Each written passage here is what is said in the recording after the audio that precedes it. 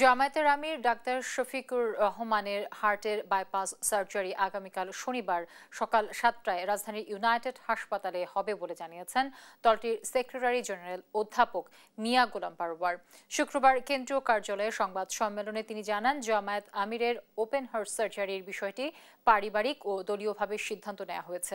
সার্জারিটি হৃদরোগ বিশেষজ্ঞ ডাক্তার জাহাঙ্গীর কবির পরিচালনা করবেন। আমিরের সুস্থতায় সবার কাছে দোয়া চান তিনি। আগামীকাল হাসপাতালে ভিড় না করে বাসায় বসে সবাইকে দোয়া করার আহ্বান জানান জামায়াতে সেক্রেটারি জেনারেল।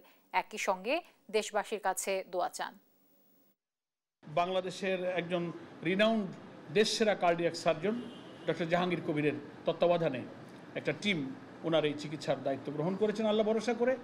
আগামীকাল সকাল 7:30টার দিকে ওনাকে ওটিতে নিয়ে যাওয়ার সিদ্ধান্ত হয়েছে। সারা দেশের আমাদের দ্বীনি ভাই বোন, সংগঠনের ভাই বোন, প্রবাসে এবং সমস্ত মানুষের কাছে আমিরের জামাতের পক্ষ থেকে আবেদন যে ওনার সুচিকিৎসার সুবিধার্থে ডাক্তারদের পরামর্শে মেহরবানি করে ওনাকে দেখার জন্য যে আবেগ, যে ভালোবাসা, যে মায়া আমাদের আছে, এটার প্রতি আমরা শ্রদ্ধা রেখে বলছি যে আপনারা বাসা বাড়িতে থেকেই আল্লাহ তাআলার কাছে ওনার সুস্বাস্থ্য এবং সুচিকিৎসার জন্য আপনারা দোয়া করবেন।